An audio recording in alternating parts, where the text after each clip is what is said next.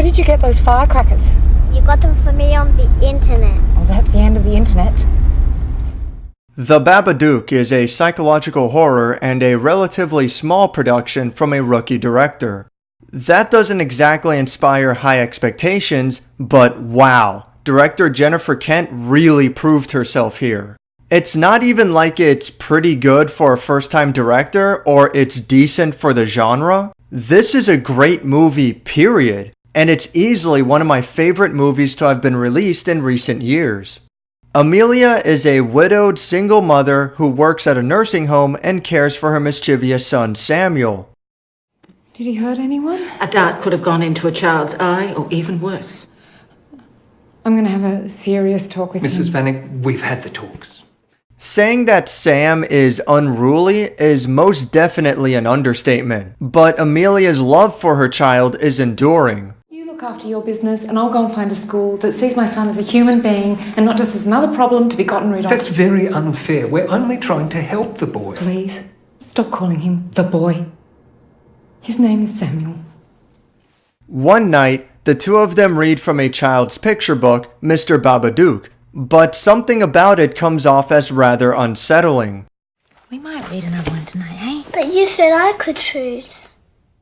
Upon completing the book, Sam doesn't have a very good night's sleep. How sweetly they sung, telling of the happiness and loveliness that lay at the bottom of the ocean, and entreating the sailors not to be afraid. Normally that would be the end of it, but Sam is now convinced that the Babadook is real, and it's attempting to harm his mother. He was already a handful before, but now his devilish nature is pushing Amelia to her limit, as the relationship between the two of them becomes ever more strained. Mommy! She wouldn't believe me! Mommy! You just be normal!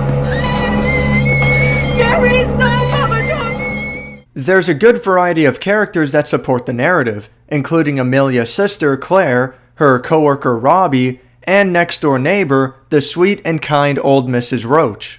You look tired, little one. You've been in the wars today. He was. They all do a good job at offering an alternative perspective to the story, such as Robbie acting as a potential love interest before getting scared off by Sam, or Claire's aggressive attitude against her nephew. Just scared the crap out of Ruby, that's all. Insisted on talking to this bloody Babadook thing all day, just talking to the air. It freaked me out. I'm so sorry. You need to get him to see someone, Amelia. It's not normal for a kid to carry on with this rubbish. It's not rubbish, it's real! Don't you talk to your Auntie Claire like that. As good as the supporting cast is, the starring actors are even better. Essie Davis takes the main role as Amelia, and her stress, frustration, and exhaustion shine through brilliantly. Mom, it's 9 o'clock.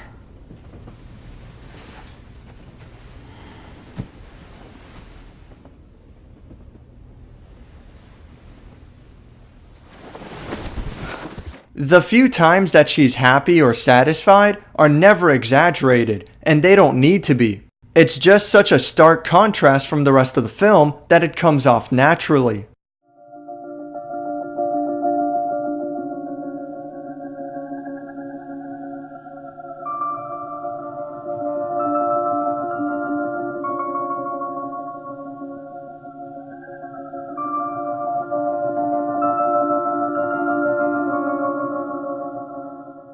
Noah Wiseman's role as Samuel is shockingly good. He's a little kid and he acts like a little kid. Loud, obnoxious, irrational, and a complete pain in the ass. What have you done?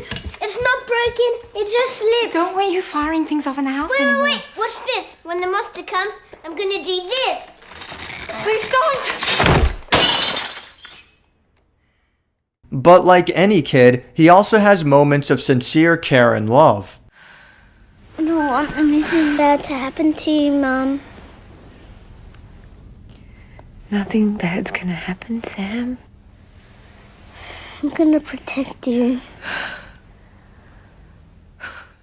For a child actor, Noah's ability to jump between the two moods from scene to scene is nothing short of impressive. Do you wanna die?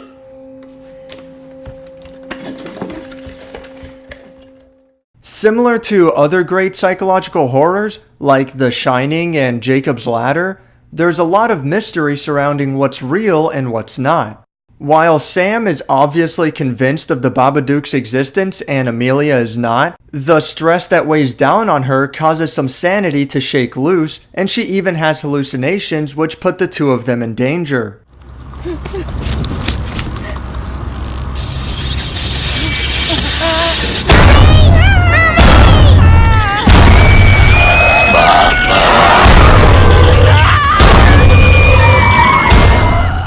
The theme of psychosis is further expanded upon by the excellent editing. Rapid cuts and overlaid audio is often used to quickly and effectively add tension and suspense. Mom, I can go really high. What? Oh. Maybe you want to celebrate his birthday properly this year anyway. On the day. Yeah, we'll see. You know, Amelia, I just want you to be happy, and then this birthday thing rolls around and I end up feeling awful. I don't want you to feel awful, Claire. We'll be fine. We'll be absolutely fine. Mom, look at me.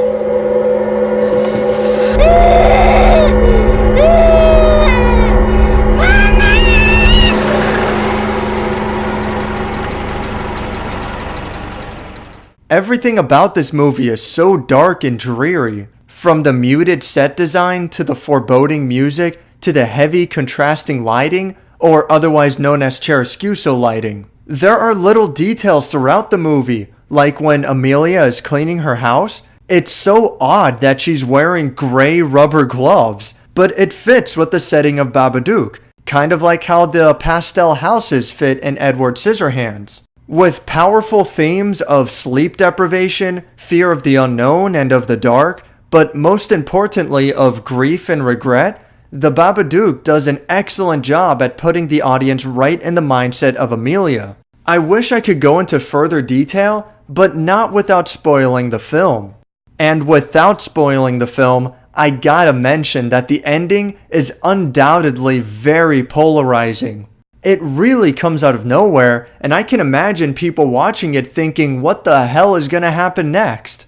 I thought it was great, if only for completely subverting my expectations while remaining within the constraints of the already established plot. But it does come so far out of left field that I can see how a lot of people won't feel the same.